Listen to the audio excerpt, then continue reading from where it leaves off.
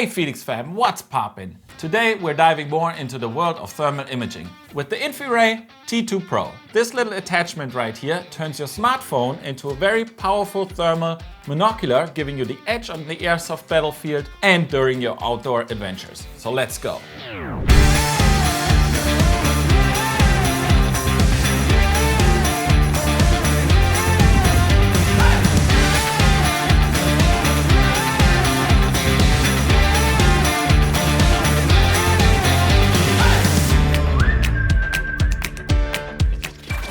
But before we get into the details of this little thing, let's break down how a thermal camera actually works. We talked about this before in the Falcon 640 Plus video. You can check it out in the top right corner now.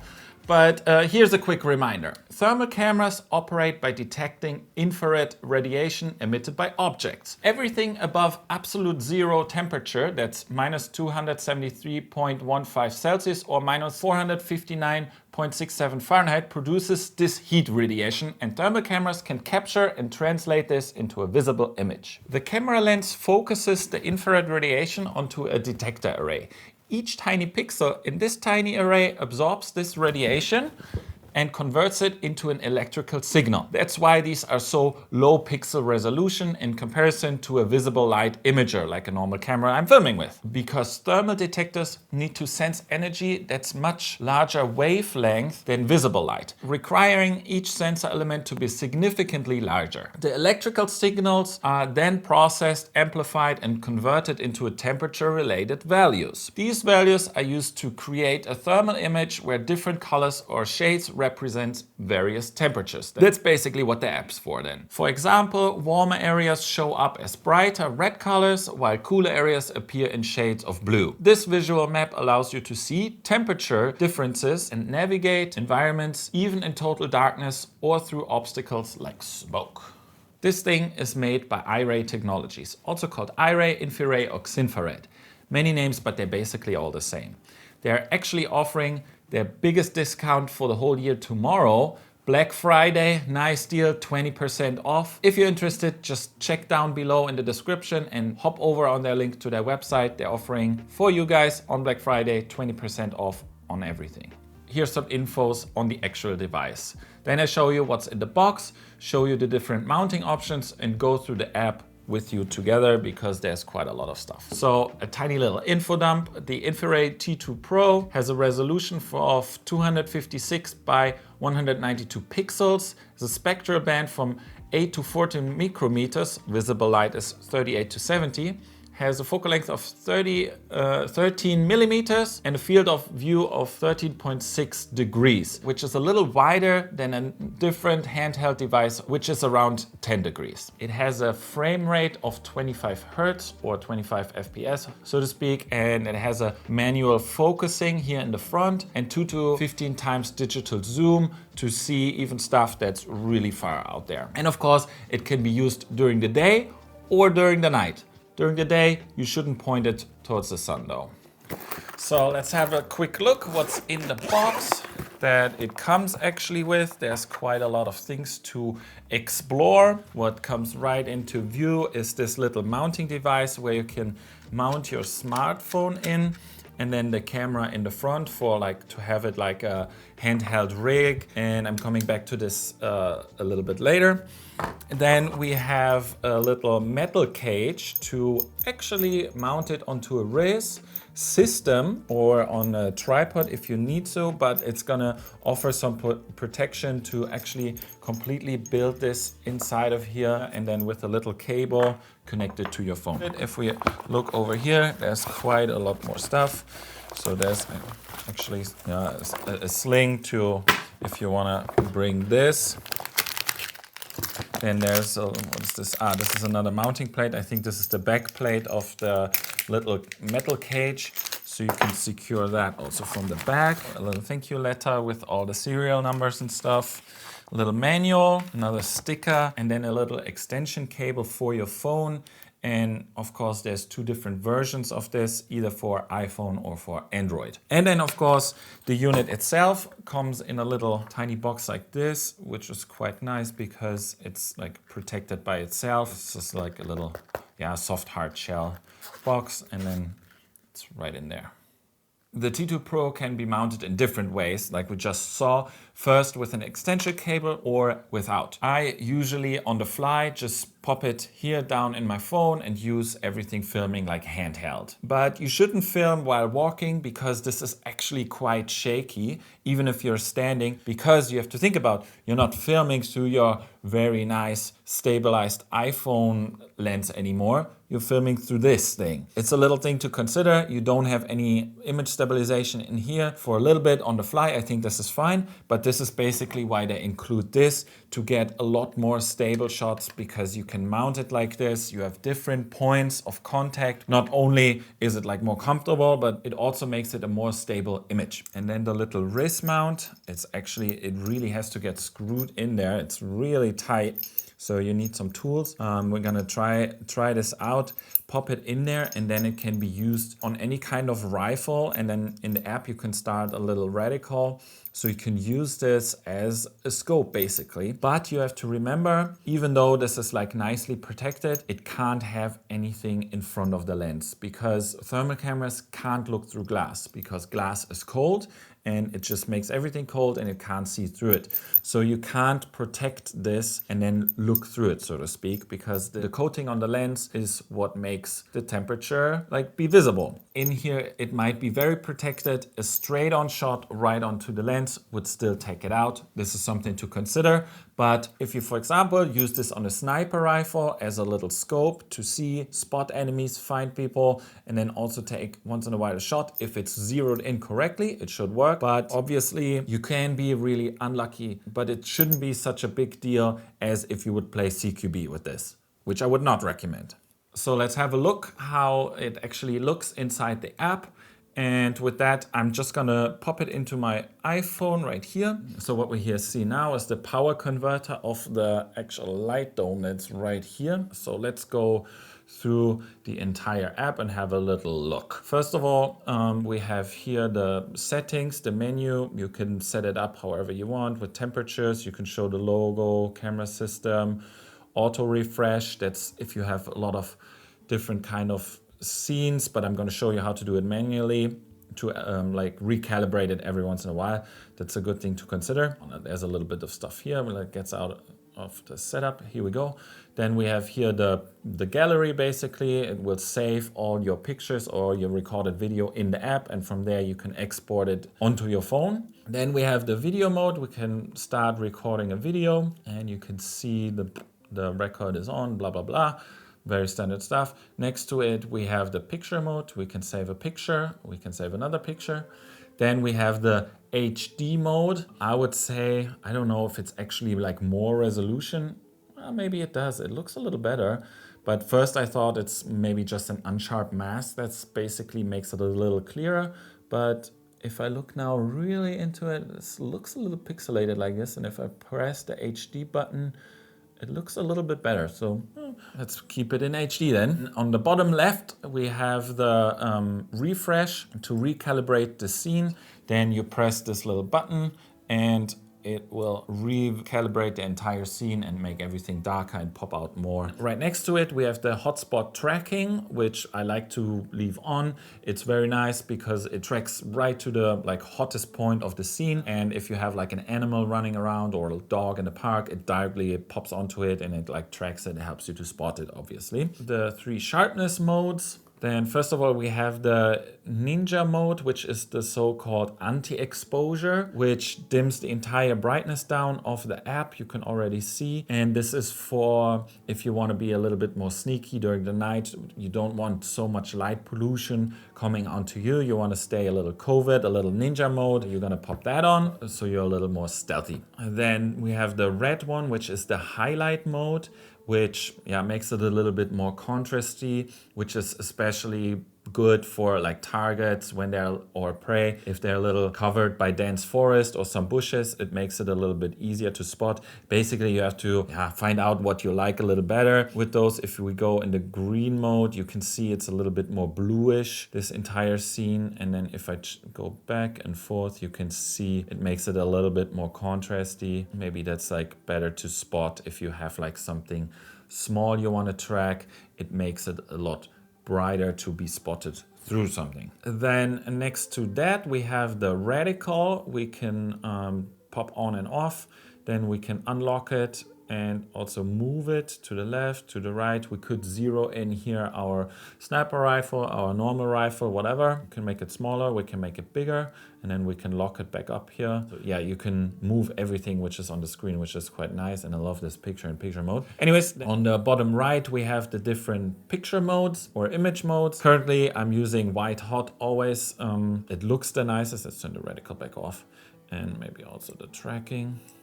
See, there just did a little shutter refresh by itself. White hot, we have black hot, which is obviously a lot brighter. Might not be good if you're trying to stay covered outside. Then we have red hot. That's actually the best mode if you're looking to find something like an enemy player or an animal or something, because the red will directly pop into view. It can't be really mistaken for just like something that's a little warmish on the ground. The iron rainbow, the rainbow, and then a bird watching thing. I think it makes it a little bit more. If you point it towards the sky, you have a brighter image anyways. It makes it, dims everything a little down. You can see that now it's not that hot anymore. When I switch between white hot and bird watching, it turns everything down so you can really see the bird and it's not just like a white blob. But that's basically it. Then in the bottom we have a little compass, and we have a little, I could turn that off right here in the second in the settings. Let's put the speedometer off, like no one needs that, but yeah, the bearings might be pretty nice to have. And then we can turn the reticle back off.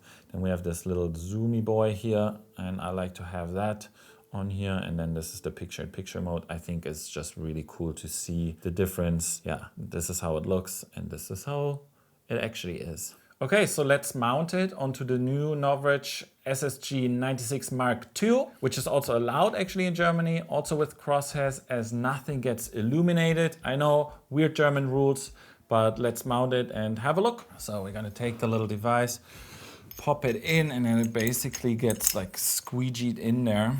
So we have that now in here. Can pop in the extension cable. All right, here we have the Norwich SSG 96 Mark II. I'm gonna take the scope off real quick. Oh, geez. Take the scope off. So we're gonna put that on here.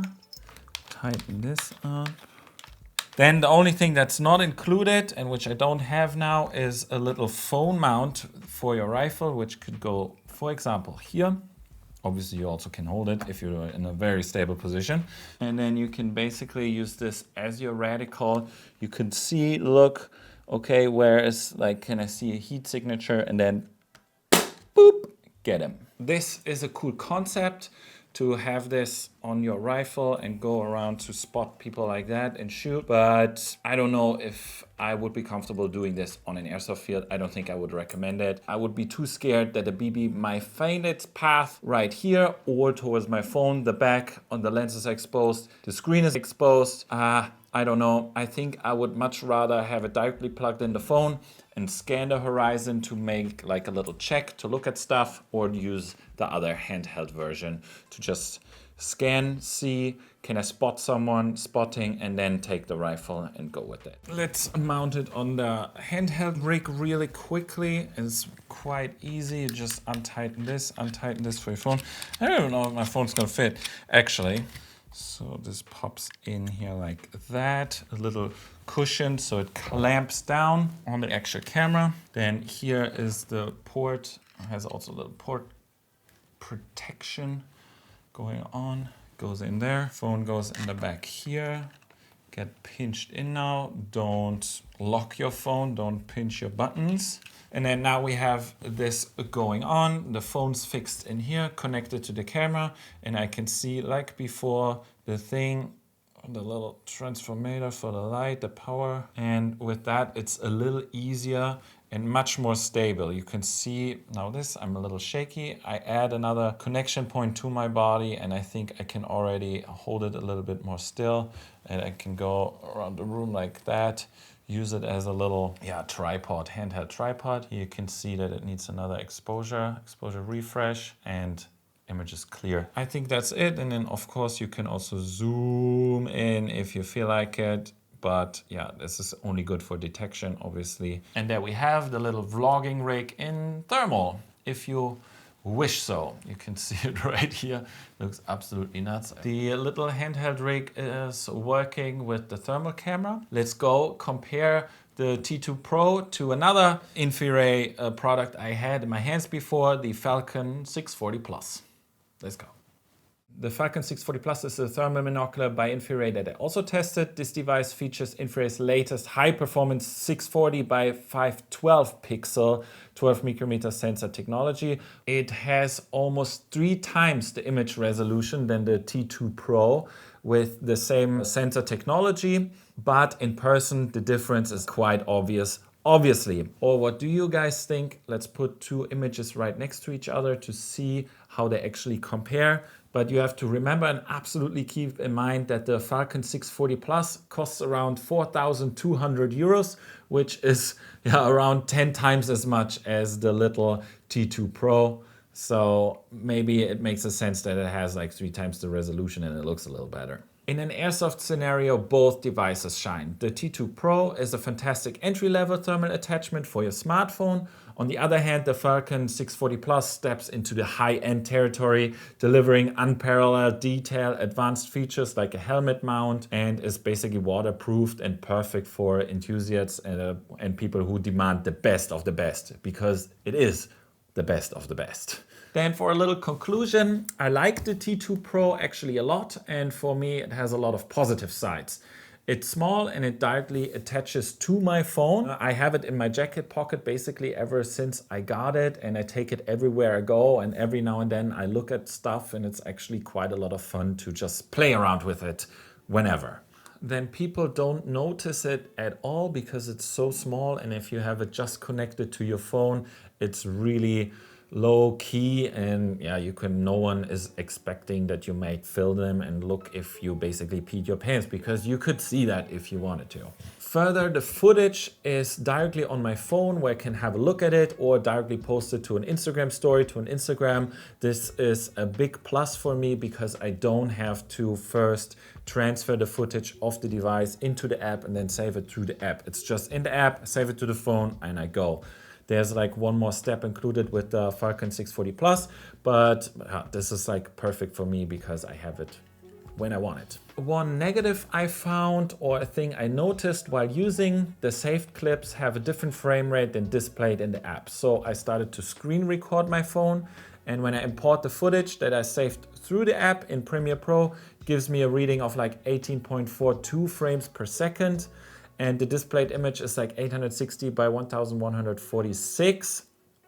Maybe that's a firmware issue, I don't really know.